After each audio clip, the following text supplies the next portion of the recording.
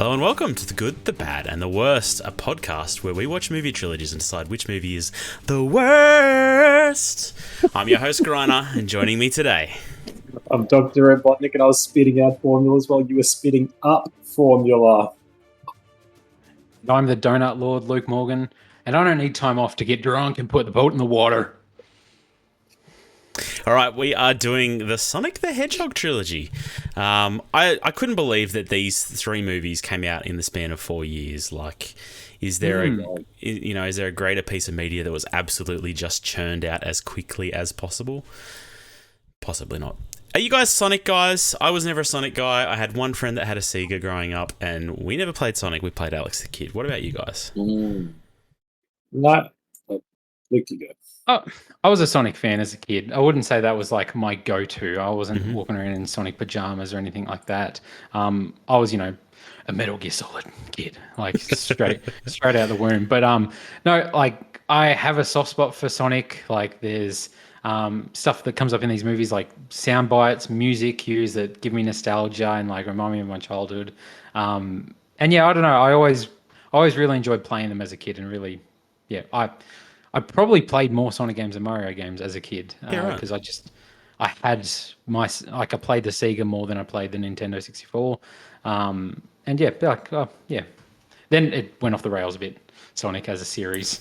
But yes, yeah. But see, that's the only Sonic I have any reference to. Like, definitely was a Nintendo kid growing up. Not that I ever had one, but all my friends were Nintendo kids, so I was a Nintendo kid. Conan? Yeah, no, much the same. Yeah, we had a Sega when I was very young, so we played Alex Kidd and Ghouls and Ghosts.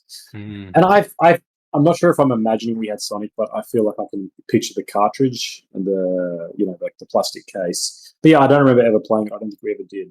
And it is one of those properties that just completely slipped me by because we were in a Nintendo family, then an Xbox family, and so it's one of those things. Like I feel like there's 100 games, right? There are so many Sonic games, and I'm just each time they come out, I'm like, oh, that's still around. Like that's I'm always kind of surprised it's going. There's TV shows. There's like seasons and seasons of TV shows. That's the only other relationship. I remember buying a Sonic activity book from the Scholastic Fair when I was like in year 2 because a friend of mine bought one and we were reading it and I was like, this is the coolest shit I've ever seen.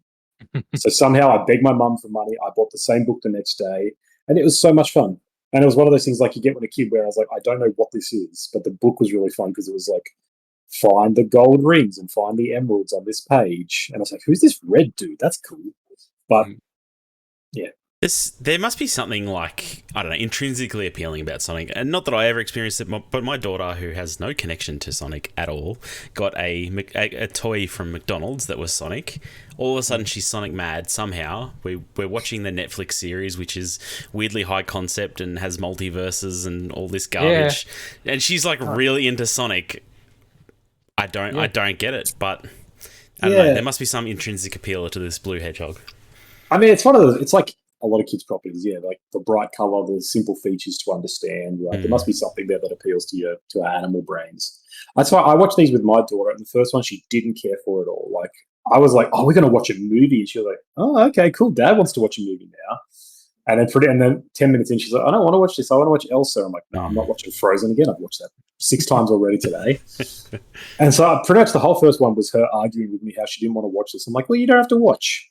And then the second one, she was reluctant, but then she got really into that. And so I don't know if it's just I wore her down or something else. But or it was just like the innate appeal sort of finally clicked with her. But it was funny watching it. She really didn't want to. She just kind of sat there, and then eventually she's like, she was very invested in the bad bred Sonic, which became the good Sonic as well. See, I remember years ago, like my son's always kind of been into Sonic the last couple of years. Like he gets into the modern games that were like 3D worlds and stuff like that, and all that. And I just remember like this moment clicking with me when I'd see he'd be sitting there on YouTube and he was like watching basically like a Linkin Park music video, but for like Shadow, where it's like all edgy and and it's like I tried so hard, and it's like clip montages of Shadow like being all moody in the corner from like the anime show. And I was just like, okay, like kids are like, oh man, Shadow is so cool. He's such a badass. Like he's the Vegeta of this generation, and There was something about it that my son like loved Sonic when the first movie came out. Like I just remember he got home and he was sprinting around the lounge room. He wanted red shoes. Like he got into it, and then he's older now and he like gets into Fortnite and Call of Duty and stuff like that. And we went and watched Sonic 3 and we came home and then he's watching the Sonic Netflix show again and he's playing Sonic again. And I was just like, awesome. Like there's something about the characters and I don't know that gets him. Like, we watched the Mario movie and Nolan didn't come home and want to play Mario at all. But that is like obviously a worse movie as well. But like without a doubt. We'll get to it, yeah. I think it must just be like the simple thing of like running fast, right? Because I was thinking about this with why every single girl my daughter's age loves Elsa specifically. And I was like, I think it's that sort of like visually that she's a certain color that appeals to them, but then it's like they can understand the basic emotions of like uncertainty and anxiety and feeling left out. It's like kids can relate to that, right? And I'm like, I think with Sonic, just the running fast, just being like, this dude can run so friggin' fast. I think kids are just like, whoa. Because, kids kind of just love doing things. It's cooler than running fast. Like, yeah, exactly. I want to do that. And that's the thing. Like, punching really hard, having a gun and a motorbike, they're cooler. And that's why these movies keep just being successful, right? Because it's like, what do kids love? All this shit.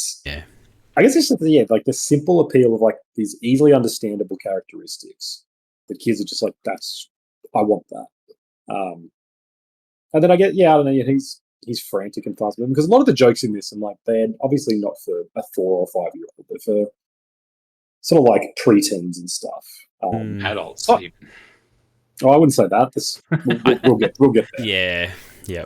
But like kids aren't like when Ben Schwartz is riffing and just going and going. Obviously, my 3-year-old is not like, that's a very clever. She's just kind of like, she's just waiting for him to run fast and like the slapstick elements. And so I think that's where it clicks with kids, where it's just that simple physical element of Sonic really is easily like understandable and enjoyable. Yeah. All right, let's get into some stats. Stats. Sonic the Hedgehog 1, released in 2020, had a budget of $90 million, made $319 at the box office, had a critical reception on Metacritic of 47. Sonic the Hedgehog 2, released in 2022, $110 million budget, $401 million at the box office, critical reception again of 47. And Sonic the Hedgehog 3, 2024, $122 million budget, $336 million at the box office. That's so far because it's only been out for a few weeks. And a critical reception of 58. Right. Yeah. I mean, the best one, I think we'd all agree. Yes, I would agree with that when I watched it at the movies. Yes.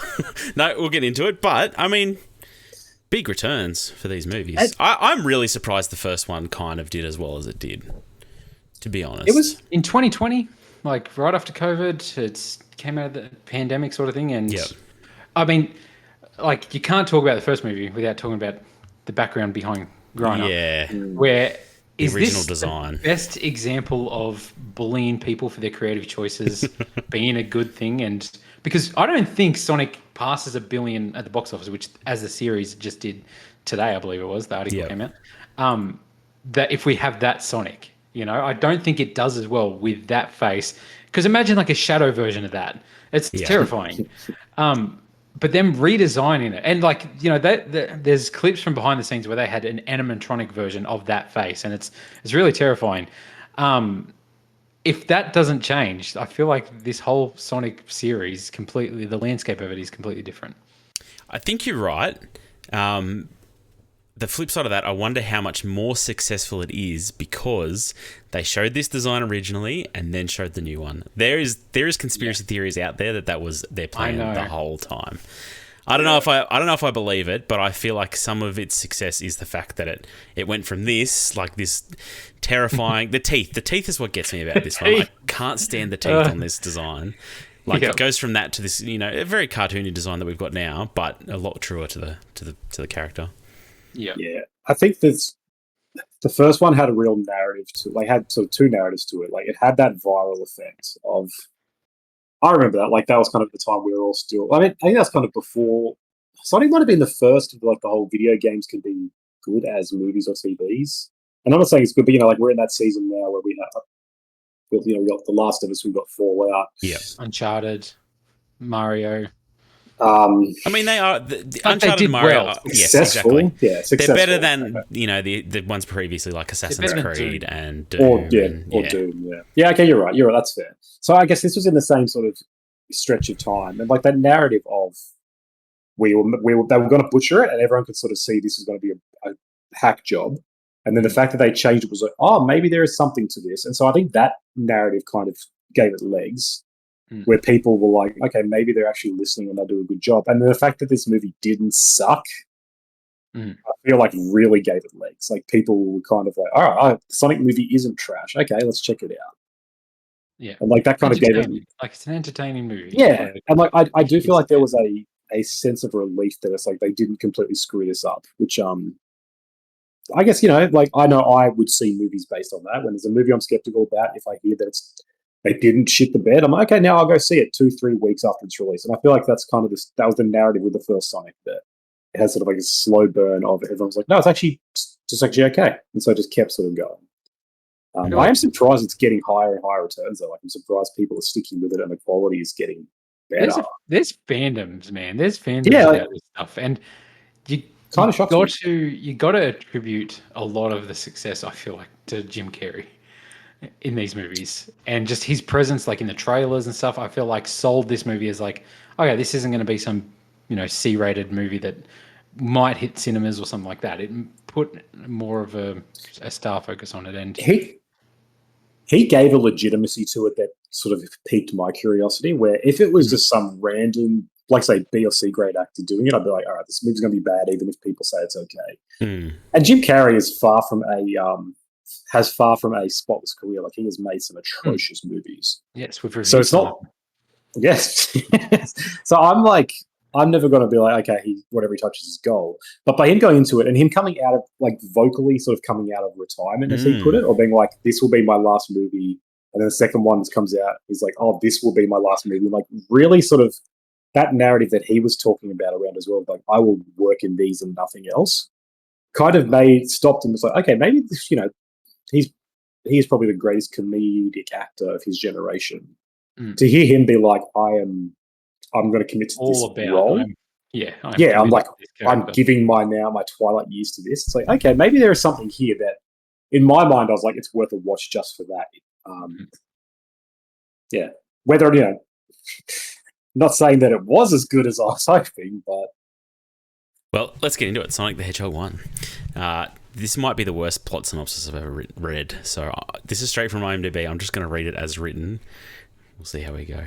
Taking refuge on Earth, when Sonic uses his incredible speed and accidentally knock out the power in part of the United States, he catches the attention of Dr. Robotnik and must stop him from using his unique power for world domination. Full stop.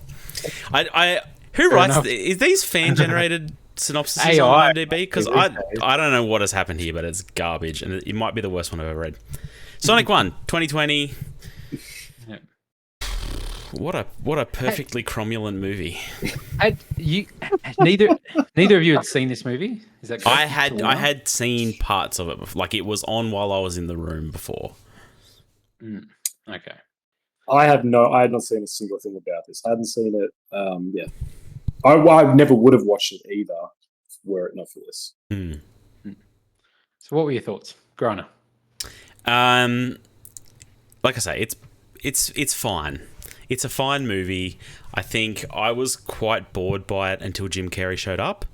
And then I'm like, all right, Jim Carrey's carrying this movie. And then there's not enough Jim Carrey for the rest of the movie. Like, it's a fine movie. I understand why people like it. I understand why kids enjoy it, I guess, to an extent. But it's not one of those kids' movies that transcends... My daughter's been watching Inside Out this week.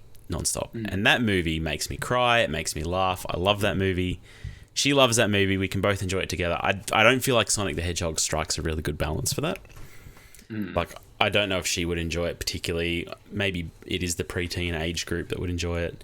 But like I say, Jim Carrey carries it. I think setting this movie as a road trip movie in a car is a really weird choice for Sonic. I don't know. Yeah. It's just, there's some weird choices. James Marsden's pretty boring.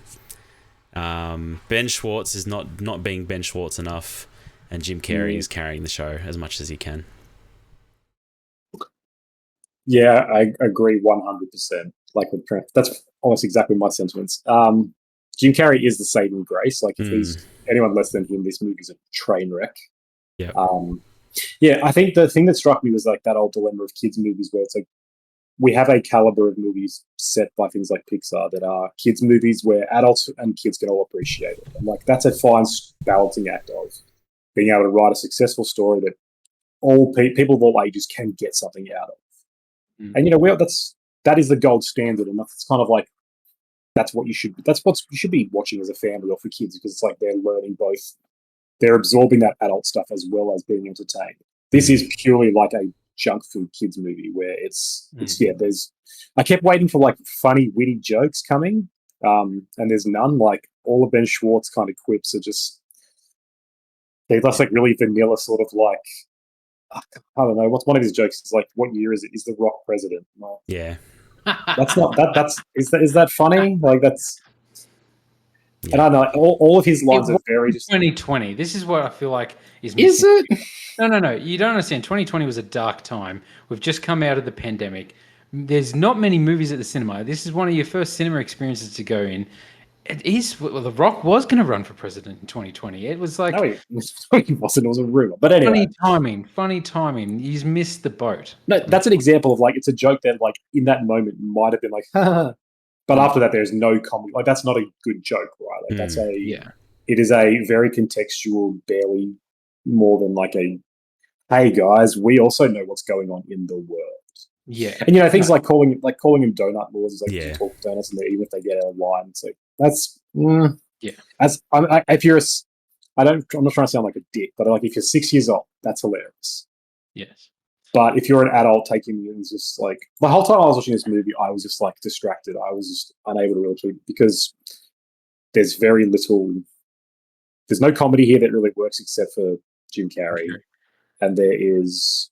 And I like James Marsden in it. I think he's just ultra charming. But you're right. Even then, it's like his relationship with his wife, his relationship with Sonic is all just very like you can see the strings, and it's all very feels very forced.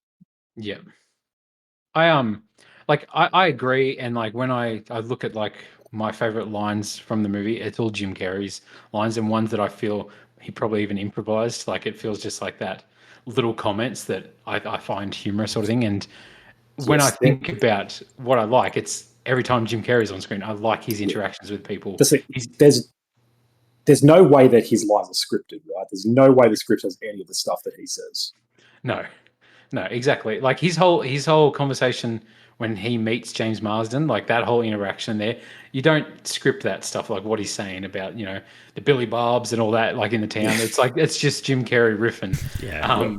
Like that's the thing. Like some of the stuff he says just cracks me up. Like I love when he says the quote that you said at the start of the podcast about the formula, and he's like, "Nice, rub that in my orphan face." Yeah, it's like they're the lines. Like I remember that, and I don't know why this line always cracked me up when he's chasing Sonic like through the ship and they're going through all the things, and Sonic runs up the pyramid and he's just like, "You're not allowed up there. It's one of the 7 wonders." Like he takes real offense, like Sonic running on it. And just, I don't know. Jim Carrey cracks me up in these movies. But yeah, that's all there is.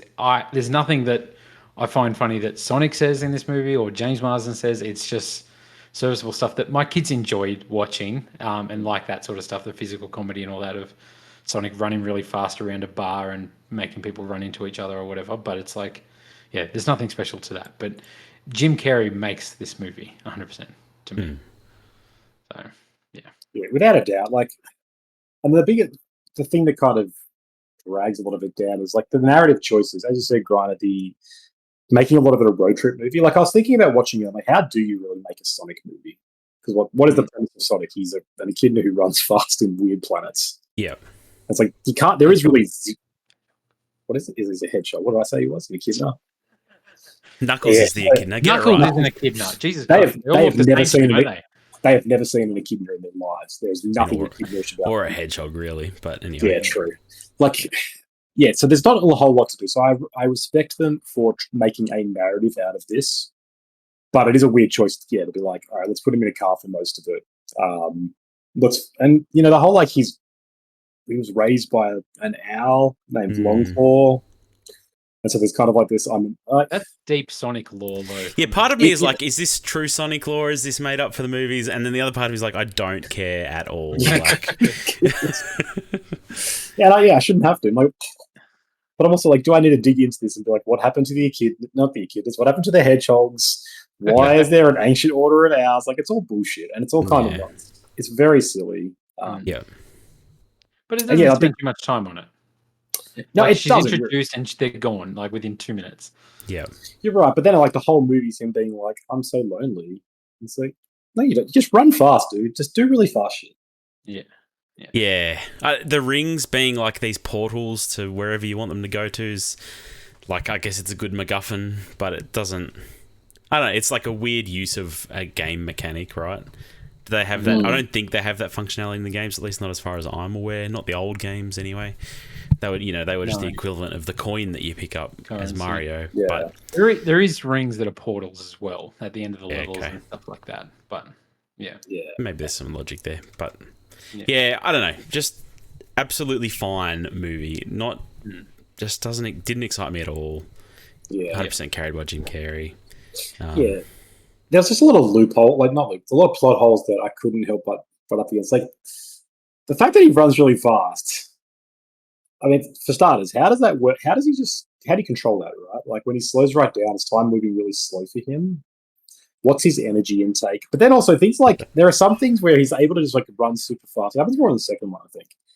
And like he can just, but then other times he's like struggling to do things. It seems like, or I don't know. This is all explained in like the animes. You need to go back and rewatch. Is this what this is? Is this an Avengers, like a Marvel level? You need to be part of the Sonic cinematic universe to know. Holy balls! They love doing their like I was calling them the Quicksilver moments from that X-Men movie where he runs really fast, everyone's moving really slow, and he's tying up their shoelaces together and throwing pies in their faces.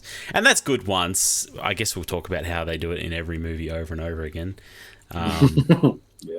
Like I don't have any problem with him being fast and that, but I don't know. It just felt very vanilla. This movie. Did either of you stay for the post credits? Not on this one. No, it was Tails, wasn't it? I did see this. Tails is revealed. I did see that one. Yeah, I saw that, and I just didn't give a shit. Oh man, but see, it's similar to Endgame. You should have been there in the cinema, man. The crowd. I was there as a cinema friend. Oh, sorry. No, Tails showing up. People were like, "Oh my god, it's gonna be Tails! It's gonna be Tails!"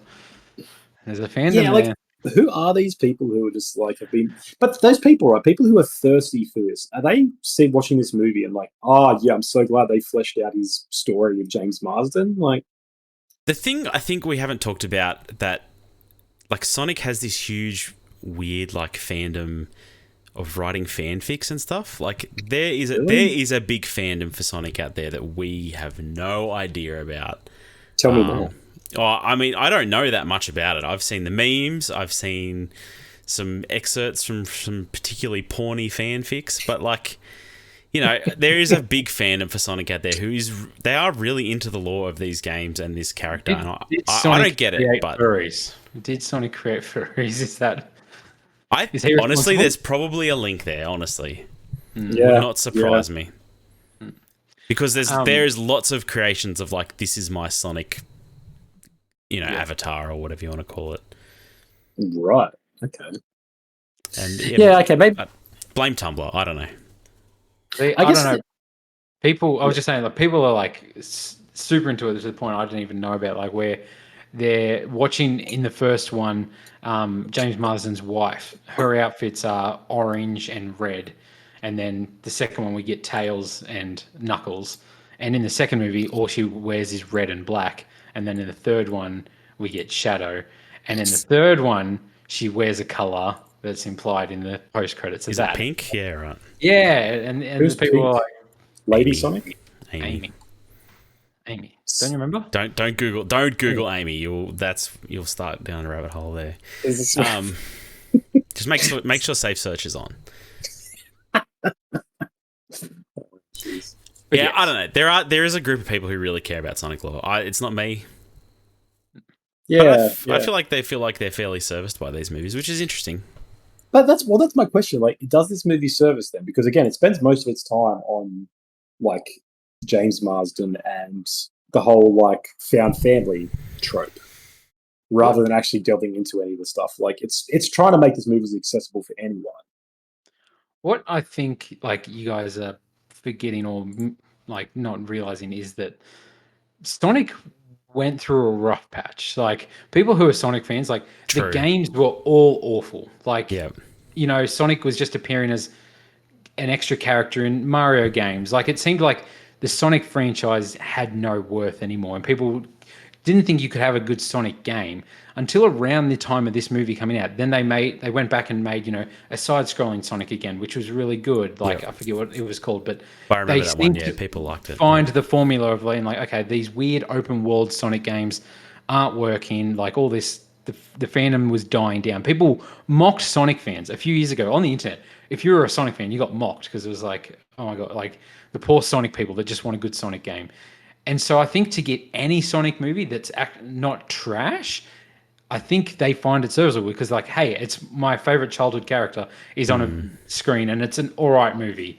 And some are, decent movies where there's good comedy, and I'm seeing Eggman and I'm hearing theme songs. Like I remember the first one, they played like the theme song from the first game.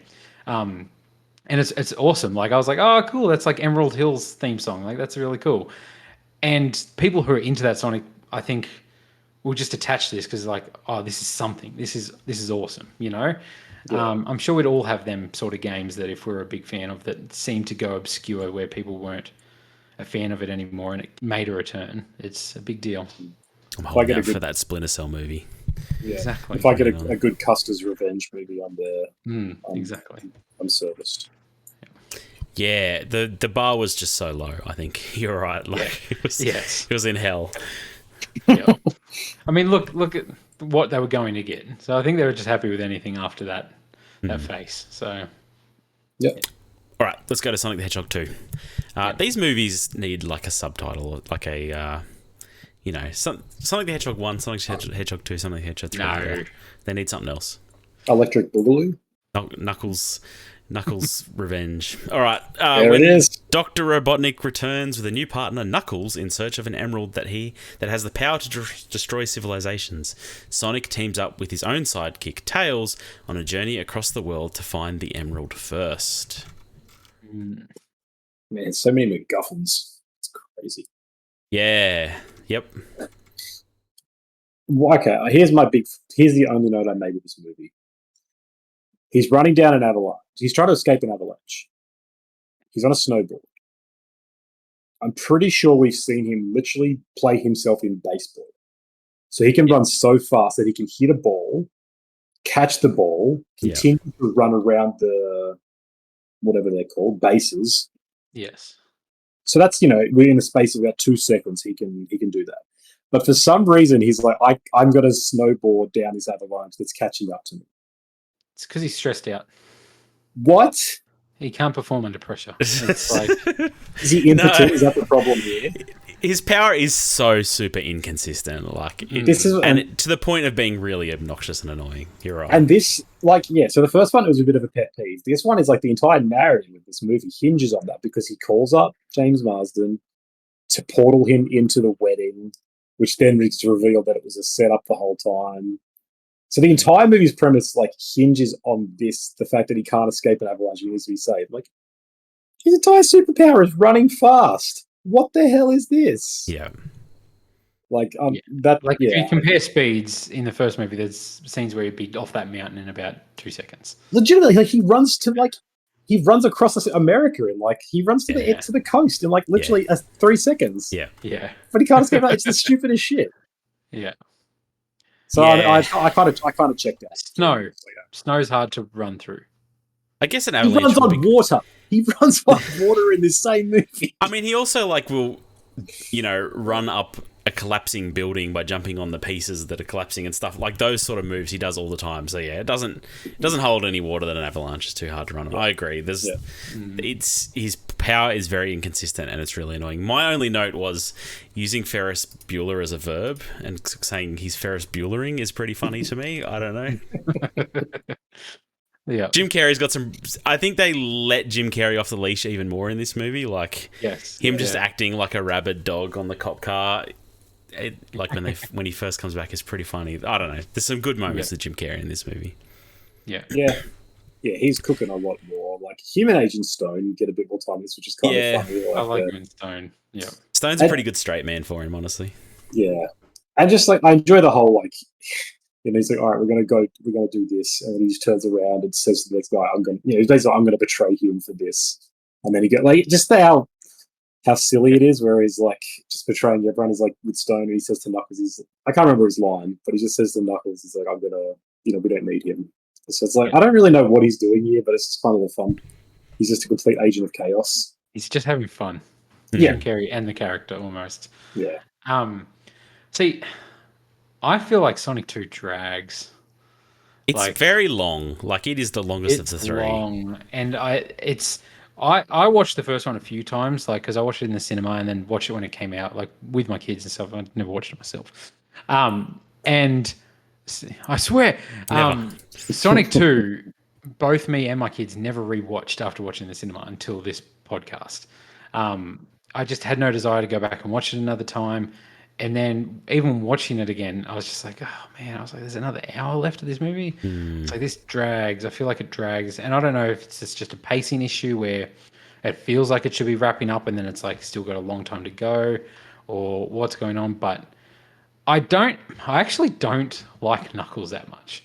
I don't think Idris Elba does a good job here. No. And I don't feel like, even in the third one, I don't feel like Idris Elba's deliveries work with Knuckles for comedy, for anything. And it's weird because I like the Knuckles character.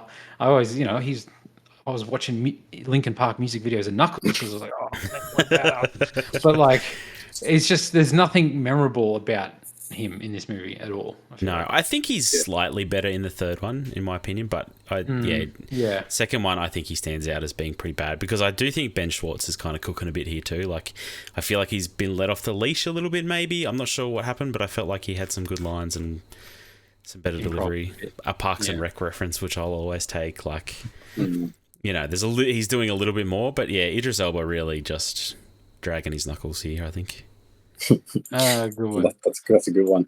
Yeah, like the problem is from his first scene, you can tell he's meant to be that sort of he should be that aloof comedic relief, where he's like kind of like Thor in the first Thor movie, where he's got like these grandiose speeches and sensibilities, where he's always talking about how great of a warrior he is. There should be a lot more comedy about how he doesn't know. And they only really do that in the last 5 minutes when he's playing baseball. And he's like, I beat you at the baseball. But I hate that's that. That's the comedy I don't find funny. He's like, base a ball. And I'm like, stop being an idiot. That part isn't funny either. But that's that style of comedy where he's like meant to just be a fish out of water and he should be really serious. And like, I can't think of a good comparison, but like, he should just take things He's seriously. like, he should be like Lur from Futurama. Lur, Omicron, the leader of Omicron Persei. Yes. He should be like that, really serious and always roaring and stuff, but just hilarious. Like that's the kind of comedy that Knuckles should be, but he's not funny. He's I don't know. He's like violence should be his answer for everything. He should just want to punch people all the time. Like kind of like, and that would be kind of funny. He's always had these weird things come up where he's just like, do I punch small through disputes this now? and he starts punching them. Like yes, exactly. Like there's gold there, but it just I don't know. They don't really do anything with it. Like again, because they both of these movies really suffer from that problem of this has to appeal to to kids, and by having to sort of appeal with that, it's like they're so scared of doing anything that could be remotely isolating. I was reminded a bit of the Mario movie, where it's like it kind of takes no choices or outside of letting Jim Carrey do his thing and let Ben Schwartz do a little bit of his thing. it's so scared to really do anything else because it's Yeah. like, well, what if we confuse anyone? What if Knuckles comes off as too scary? What if no, they don't get the joke? So instead, he's just like the blandest version of this character you can hope for. Yep. And it's like Idris is wasted. Like Idris Elba is one of the greatest actors we've got at the moment. And he does nothing in this. And it's maybe he should have just been his character from The Wire. You know, just like just been slinging dope.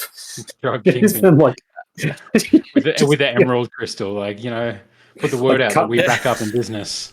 Like crushing the emerald and just snorting that for power. Yeah, there's almost something there though, like because his character there is kind of above the gangster shit, right? Like he's the businessman, he's the serious guy who's above all of that, and that's almost what he needed to be here in some ways. And it just, I don't know how they play it doesn't work. Almost. Yeah, no, yeah.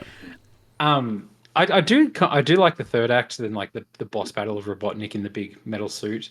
I think Jim Carrey comedy works a bit with that, and that Sonic is just willing to let him die. Like Sonic's not Spider-Man; he'll kill. He's like the bad guy. He'll be like, that human's gonna fall to his death.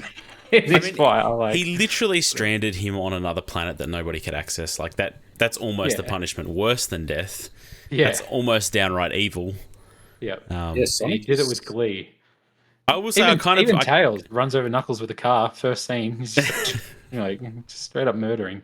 I kind of enjoyed Robotnik's escape and him trying to make coffee on the mushroom planet. Was pretty funny. Like everything he does, I think, is pretty good.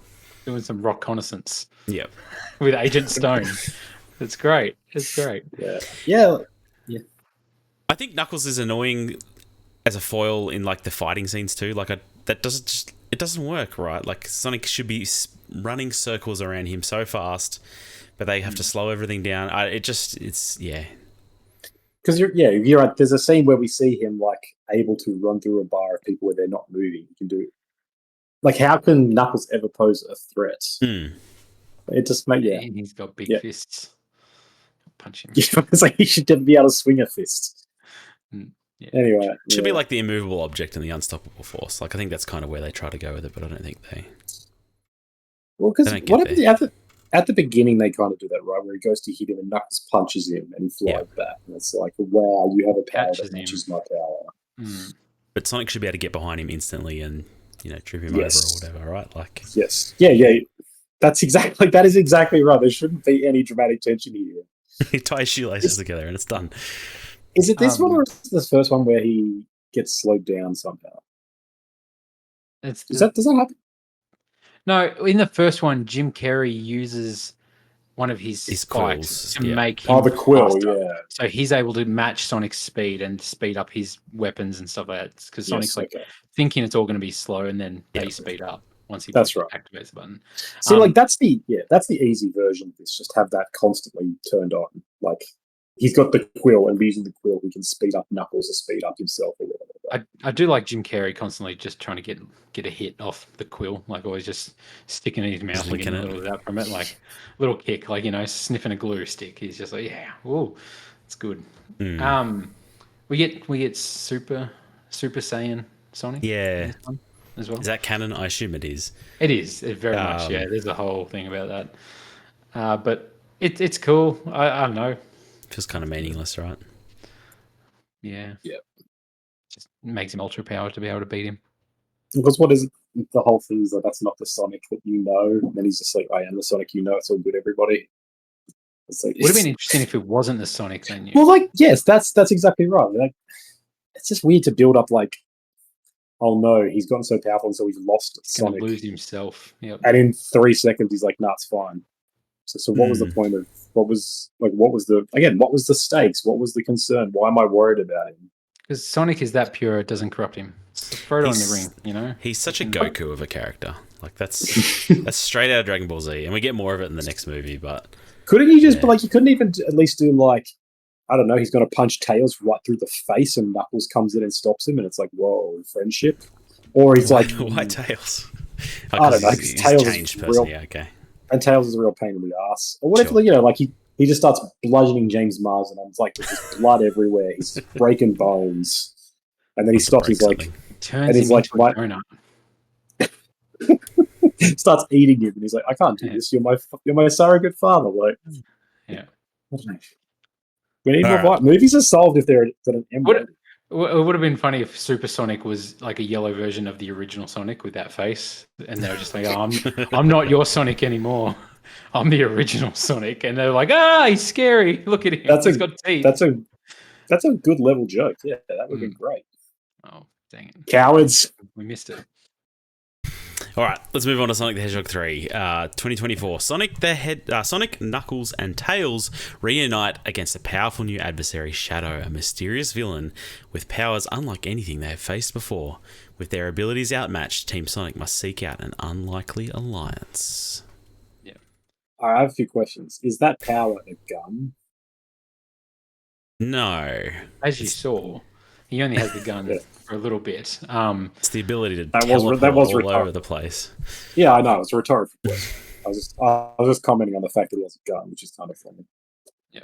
Yeah, how cool is Sonic 3? Oh man, Walton Goggins showing up first scene. I was like, yeah, my boy is in it. Get fucked. So, uh, something I'll say about Sonic that I was surprised. I totally thought they were going to make a joke, but maybe it was too obvious.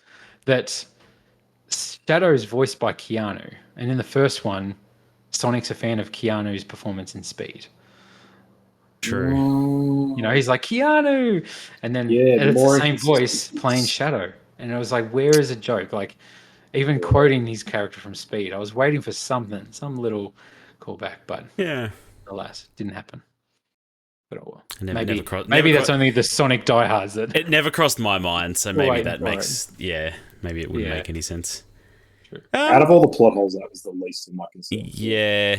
This movie's not bad, though. Like, I feel like it's a better movie than the other two by... And not by a tiny margin, either. Like, it's significantly...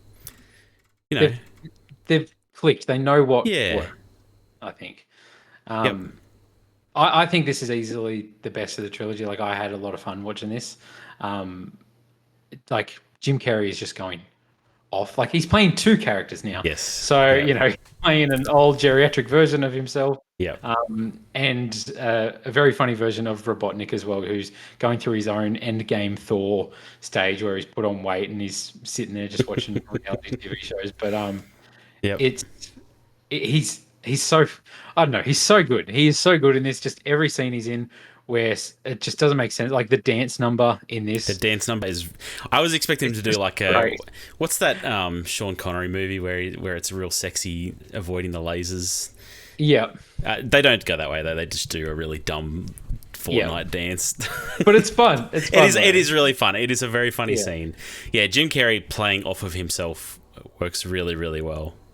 Yeah, very much so. Yeah, that was a lot of fun. I think Sonic was pretty good. Knuckles even had some good lines. Like, I kind of enjoyed Sonic Knuckles saying Pika Pika. Like, they make a Pikachu joke at the start, and I thought that was pretty good. What do you think of Keanu? Because he's not my favourite voice actor ever. Like, Duke Kaboom kind of sucks. This isn't... This isn't just Keanu. Like, it is Keanu, but I actually feel like he does it all right. Shadow. Yeah.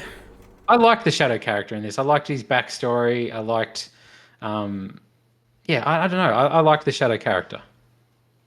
Yeah, I did mostly too. His backstory is all right. It was a little... I don't know. A little on the nose, a little saccharine. Cliched, but it is a kids movie at heart, I guess, too. It's pretty dark for a kids movie. Yeah, like Keanu suits this kind of character well, where he's like, you know, the strong silent type, right? Like he's there to say a few one-liners, and that's about all he's got. Yeah. All the performance he needs to do. Yeah, 100%. I do like Knuckles' whole thing where he just keeps, you know, criticizing Sonic while talking up Shadow, where he's just like, "Oh, this hedgehog is way more superior and cooler than the last hedgehog I fought." While he's standing right next to Sonic, and Sonic's just taking offense constantly. I don't know. Like, this movie works. I felt like the pacing was good. I wasn't bored throughout. Like, I was excited. I think they do some good emotional stuff in this. I feel like they do some fun stuff with the human characters, which I feel like were wasted in the second one. But like them breaking into headquarters in the third act is a lot of fun with the morphing of faces and stuff like that to disguise into the sister and the husband. It's good fun, I think. So yeah, and even like having Tom get hurt at the end and like adding some stakes there of him being getting brutally murdered. Like, it's horrible. Hurt. Yeah. But yeah, Yeah, that part was crazy. yeah. And I like the final showdown, like on the space station and stuff like that, with the two Robotniks going head to head as well, sort of thing. And Yep. you know, Gerald turning out to be more evil than his son, and Robotnik sort of turning face. Oh, don't tell me that. Yeah, yeah. He Bound to saves the happen. planet. Saves the planet. I mean, they do it well, like because old Robotnik just wants to destroy the planet. He wants to rule the planet. And if you destroy the planet, then there's nothing left to rule. So Exactly. you know, he saves it on that principle. I think that works pretty well. No. It means Sonic 4. He's going to be part of the squad. And No, you don't understand. It's got to be the Fast and the Furious thing. He died. At the end of Sonic 3. He fell from a space station. There's no way he could survive that. Dude has died so many times. Yeah, as if he's not coming back for Sonic 4. This franchise can't live without Jim Carrey. No. Oh, absolutely. If he was out, it's done. He's already said that he's up for coming back for 4, but big dramatic ending in number 3 of his departure with, calling back to lines from the first one and so that. And I like his and Stone's relationship in this one as well. I was going to say. It really comes around and gets fleshed out. So Stone's a real simp, but I like their relationship here, and the turnaround on that's good too. I don't know. They brought everyone back. This movie is just very well constructed. Like everybody gets a little moment in the spotlight, even though it's becoming a pretty packed cast. Like even get Kristen Ritter in here. She has an all right, like a reasonable sized part in here. We get what's his name in Ted Lasso, the soccer player, Danny. Oh yes, yeah. Danny, I know the one you're talking about. Anyway, they cheer his name. For the first 5 minutes, I was like, "Oh, where do I know this guy from?" And then I was like, "Oh, Danny Rojas. Rojas. Yeah, he's pretty good. There's so many little good parts. Yeah. Overall, a good improvement. I'm really actually curious to see where they go from here. I'm actually kind of keen for the next one. If everybody's, as long as Jim Carrey is back, which sounds like he will be. How much do you think he's getting paid for these movies, by the way? They must be just bringing a truckload of money to his door, right? A fair bit. He said in a quote, he was like, "I took the job because I bought a bunch of stuff and needed to pay for it." So I think they'd be paying him generous enough to keep him going. Yeah. I do like, we didn't talk about with the first one, like the whole joke about the government paying them to keep it secret, and it's just like a voucher code. Where to again? As an Olive Garden. Yeah. Olive Garden.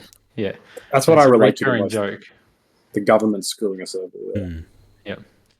Very, very apt. But I don't know. Like my kids really enjoyed this. They really enjoyed Sonic 3. I think it's the most fun. I feel like that got them back into Sonic, while Sonic 2 didn't really have the same effect.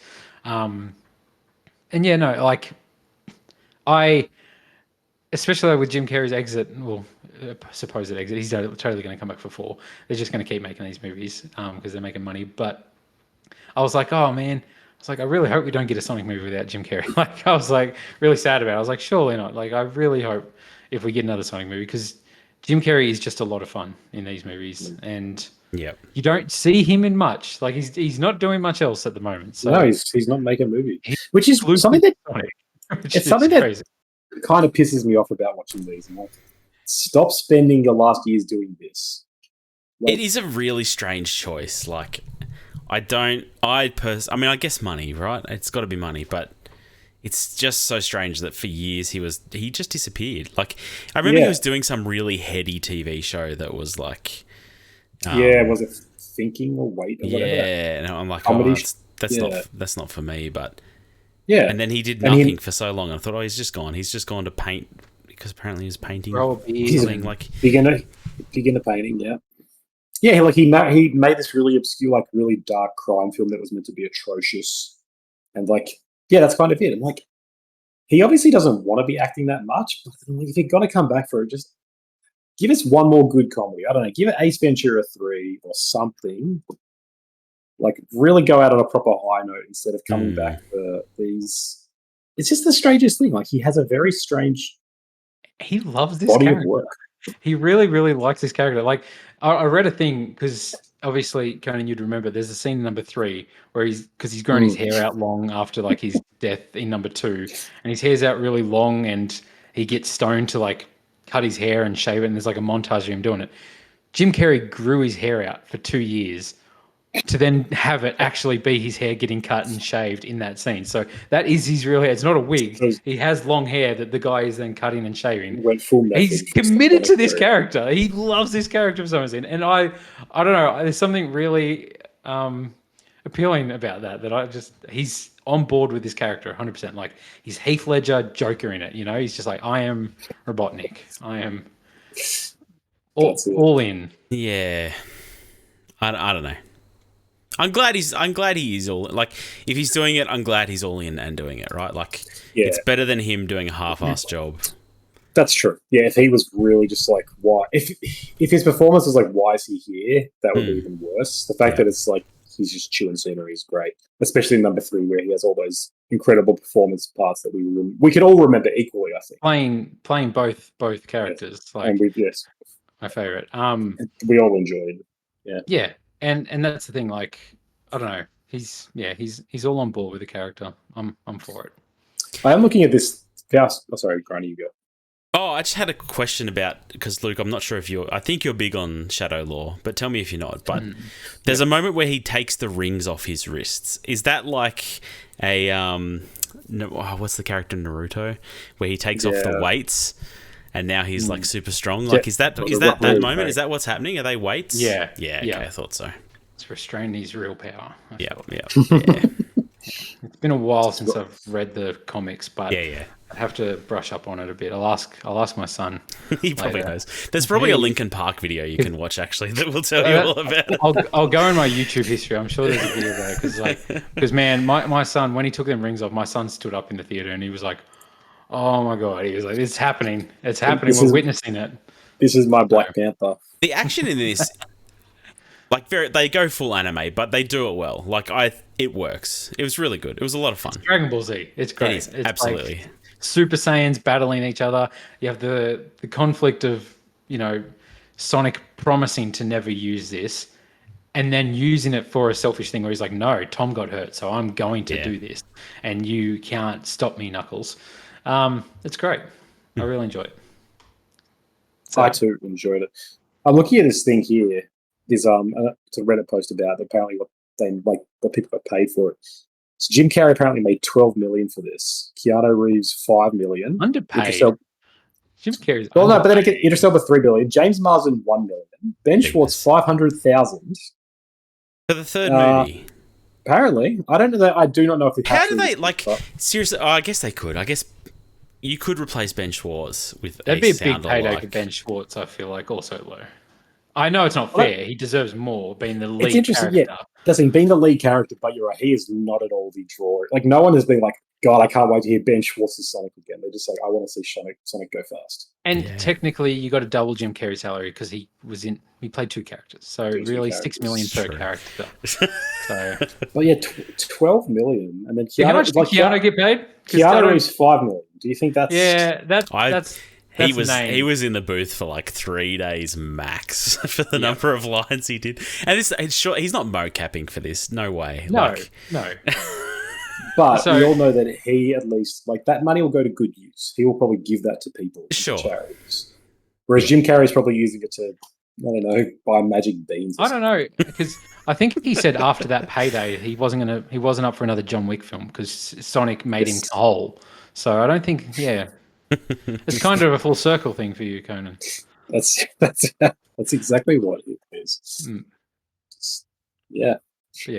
Anything else that stood out to you, Conan, in the movie? Yeah, I really liked the hedgehog. He was good in the third one. No, look, I didn't see I didn't watch this movie. All right, the joke's dead. I didn't watch it. I don't know. I'm surprised Luke was just so ready to call you out on this too. I was happy to play it if you'd seen this, but should I see this? I feel like it was quite obvious. Should I pay $4 when this becomes available, or should I wait till it's on Netflix? I think honestly, I'll wait till it's on Netflix probably, but you should watch it. Definitely. Okay. even just for Jim Carrey. Jim Carrey's great in this one. He is very good in this one. His best Robotnik performance. And before we review the fourth one in like a year or two, because these movies just they just keep burn on them out. coming. Churn them out, yeah. Which is they're decent quality for just coming out so quick. Like obviously they're not amazing movies, but to have a trilogy within like the last 4 years, do well at the box office for a character that before that was kind of not really popular. Yeah. I mean, they've managed to sort of keep a Peter director Murray, and a core writing team. Like, So that's a good question. Do you guys know how they film this? Who is James Marsden talking to when he's talking to Sonic? Is it like a small child in like a blue suit? Is it just a stick on a ball? Like what's probably a stick Well, on a they ball on had a built stick. an animatronic version of that one behind Garana because I've seen photos of that and it's terrifying. So I'm sure they had that as a reference. Yeah. I mean, this But is a it's usually solved thing, trendy. right? Like, this is not the first time somebody's had to talk to. No, Gandalf. I think they get Andy. They get Andy Serkis in there, don't they? Andy Serkis does the mocap. He just for all crouches the down hedgehogs. wherever the Sonic is. For all the hedgehogs. His knees are killing him because God, he's got to run fast for these roles. He's like, That man has spent so much time on his knees. yes. But yeah, it's no, I enjoyed this one. I think it's definitely the strongest of the trilogy. Do I need to see the hit Paramount Plus TV show Knuckles before seeing this? No, I haven't. My son has. He says it's not that great. So, Yeah, all right. watch the Netflix series. There's like 6 seasons of that. I'm not doing. No, it's high concept and bad. But I tell you what though, it's tapping into that Marvel thing because I feel like we don't really get Marvel movies at the moment at the cinema like we used to. Where now it's the Sonic post credits where everyone's sitting in the cinema excited that in this one people were like, oh my god, it's Metal Sonic, and then everyone was just waiting for Amy to show up, and then now we've got the pink one. So, which you would have known if you were paying attention to her outfit. If you were tracking the outfits of Tom's wife, yes, exactly. as all viewers should have been. Exactly, we knew it was coming. And then why is it called? Sorry, yeah. Oh, that's right. And then the post credits. Granted, I didn't see that one. I couldn't be bothered. It's Shadow picking up the bracelets off the ground to put them back on. Oh, it's just to show that he survived. It's basically showing that Shadow survived as well. I see. Yeah. Why is he called Dr. Eggman? No, so Sonic calls him Eggman because he has the little drones that look like eggs. So he just calls him Eggman. He's like, all right, Eggman. But he is referred to as Eggman, like in lore, right? This is like in the. I think the games have referred to him both ways. Yes. 100%. Yeah, like if I type in Eggman, it brings up Dr. Eggman. That's a Wikipedia entry. Because he looks like an egg. He has an egg head. Is that it? I don't know. His Dr. Ivo Eggman Robotnik. Yes. Like the Wikipedia page is under Dr. Eggman before it is Robotnik. It's not under Dr. Robotnik. I bet there's Explain that. I bet there's a section in that Wikipedia article about Amy. No, about Eggman versus Robotnik. But yeah, I'm looking. That's the thing. It's kind of cool to see Jim Carrey's transformation as Robotnik over the 3 movies. Like the third act of the third one, he's got the classic suit on. He looks straight up Eggman, like a bit of a belly, the bald head, big mustache, the red suit. Like it's a long call from the black, suit with the nice hair from the first movie. Hair in the first, that's true. Yeah, he does look pretty cool in the first one. Cool. All right, let's rank them. Yep. For me, it's 3-1-2. 3-1-2. Yep. Conan, probably I also believe it is 3-1-2. Yes. Based purely on Metascore. Yes. Nice. Yep. Second one just didn't do it for me. No, it was like I don't think it was that much worse than the first one. I take it. Either of those movies. I take it back. 2 is better than 1. Who's got the avalanche scene that you hate? I do hate that, but I shout out here now. You got me rethinking that. Go back and watch the second one again. 2 is also half an hour longer than the first one. So yeah. All right. I'm with you. It's 1, 2, and probably 3 is the best. Yep, definitely. I'm just going to change my letterbox rating to reflect this. Yes. Check out our letterbox. Follow us on Let it Letterboxd. never be said that I'm not consistent. Thank you. All right. Thanks for joining us for this trilogy. Next trilogy, Conan. What are we doing next fortnight? We are going to do the M. Night Shyamalan Glass trilogy, whatever it's called, to Unbreakable, Split, Glass. Cool. I'm keen. Keen. I've seen Split. I've seen And 2 that's of it. these movies. I've only seen Unbreakable, so I'm keen to check it out. You've never seen Split? Huh. No, but I do own it on DVD. Well, no excuses to miss I've this seen one. over 240 films. All right. Thanks for joining us for The Good, the Bad, and the Worst. This podcast was brought to us by Conan's book, The Taste of Iron and the God Grotesque. Pick them up on Amazon. They're really good. Better than Sonic. Please give us a rating on Spotify. It helps us out greatly. Tell your friends about us. And we'll catch you next time. Bye. Peace.